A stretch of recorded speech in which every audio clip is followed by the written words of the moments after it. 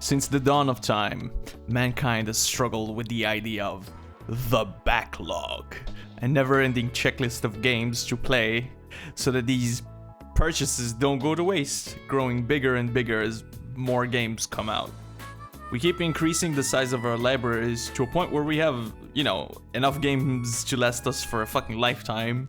Yet whenever we look at our Steam library, we just get paralyzed. We don't know what to do, what to play. We keep fucking scrolling, looking for that one game that will spark some form of interest. But all we end up doing is just staring at the screen, not being able to pick. It's analysis paralysis, And ultimately, you just go back to your comfort game. The game that you always play. For me, that was Monster Hunter Rise for the longest time. And before that, that was Warframe, Or, what could also happen, and that's even worse in my opinion, is that you just end up not playing at all. And you waste all your time watching fucking YouTube videos. That's been my case for quite some time, actually. Especially when I was having a really rough go at it. I have so many fucking games, man. Yeah, I just keep buying new ones that I think look interesting, and then only to never, fucking touch them. And for a long time, that brought me so much anxiety, because in my mind, I had to finish them. I had to play them to completion to make sure that purchase didn't go to waste, to make sure that I didn't waste my fucking money, And what would happen in that case is that I would end up beating said game, but I would derive little enjoyment out of it and just beating it just to say that I beat it, And then I'd just move on to the next game in a futile attempt at clearing my backlog. Now, I know that I'm not the only one struggling with this. I've seen a billion videos of people talking about how to kill your backlog or how to deal with it and all kinds of shit. However, I think the fundamental issue here is that your backlog isn't really a backlog. Or rather, I think we need to stop treating it as such, I like to think of my Steam library as, just that. It's a library. It's a big old shelf filled with multiple games. Games that won't go away. Though, modern gaming really likes to remind us that we don't actually own our digital copies. Thanks, Ubisoft. And, these games, we can tackle them at any point in time, at our own pace, right? So when you view them through this lens, you really stop worrying about how many games you have to get through, about how you don't have enough time to play and beat all these games. You just let go of all this toxic nonsense that just poisons your gaming experience. And after that, you just start, playing video games for the fun of it. Like when you were a kid. You just play the stuff that speaks to you at any given point in time. And if you end up not liking it, just fucking dump it. Who gives a shit? Maybe the game sucks. Or maybe you're just not in the right mindset to properly enjoy it at the moment. Maybe it's best left for another time. Either way, just fucking dump it and play something else. Regardless, we all enjoy that feeling when we get to play and complete our games. Especially those that we love.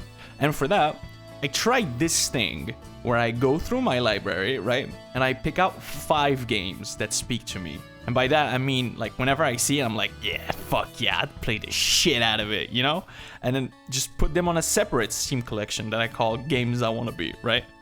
Once that's done, I try my best to, primarily play those games. You don't have to play them one by one, You can just play a little bit of everything at your own pace if you want to keep things, varied.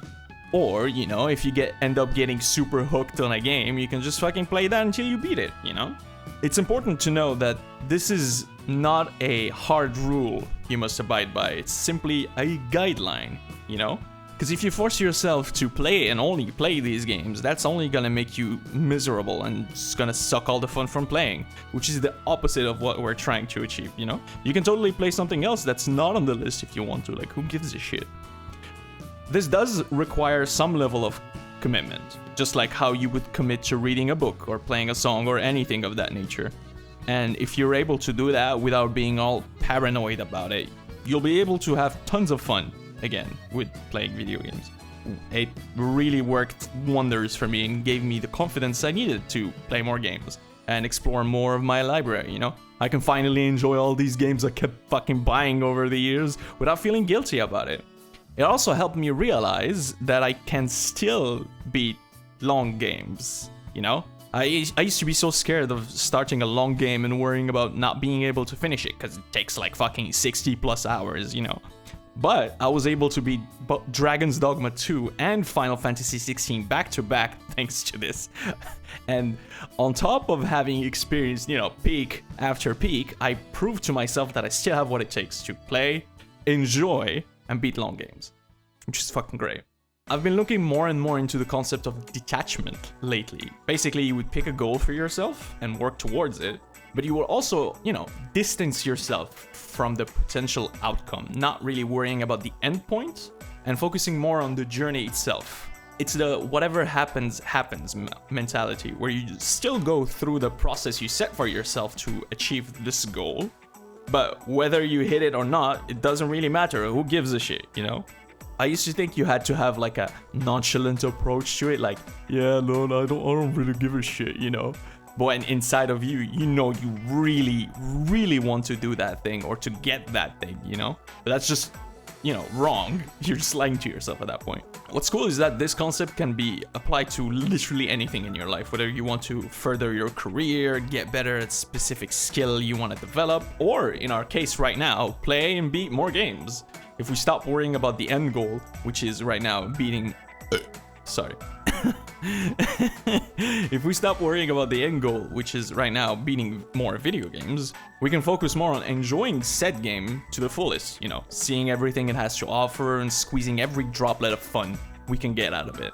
At that point, I think you are truly playing video games and not just checking a box.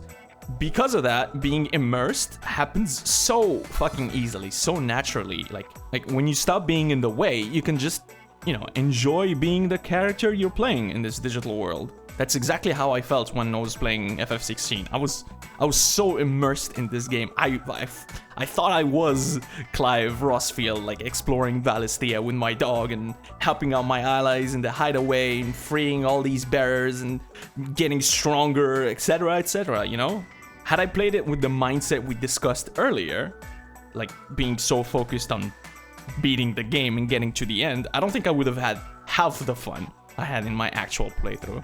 And because of this, FF16 will always be a game I look back on fondly, A game where I can remember every detail, every character, every enemy encounter. Well, maybe not the open world stuff, all that shit, because I lived these things in the moment, because I wasn't worried about beating the game. Of course, it helps that the game's actually really fucking good, The story is great, the combat is fucking amazing. But again, I'm certain I wouldn't have enjoyed it as much as I did had I viewed it through the lens of just wanting to clear it, The point I'm trying to make is games are supposed to be fun. Wow, shocker, I know. If we get in the way of our own fun by focusing on the end point, and clearing the backlog and all this fucking nonsense, what's the point? We need to detach ourselves from the end point and start enjoying the journey itself, And I still struggle with this mentality. I ain't perfect. I'm not talking like I'm some fucking absolute gamer, god gamer, whatever the fuck, who managed to fix himself instantly, I still struggle with it. But I wanted to share these findings so that maybe they could help someone else in their journey to enjoying games again. Because that's what it's all about at the end of the day, And yep, now I get why Charlie ends all his videos the same way, because it's so fucking easy. I love just going on, alright, I'm done. See ya, bye. Anyway, see ya, bye.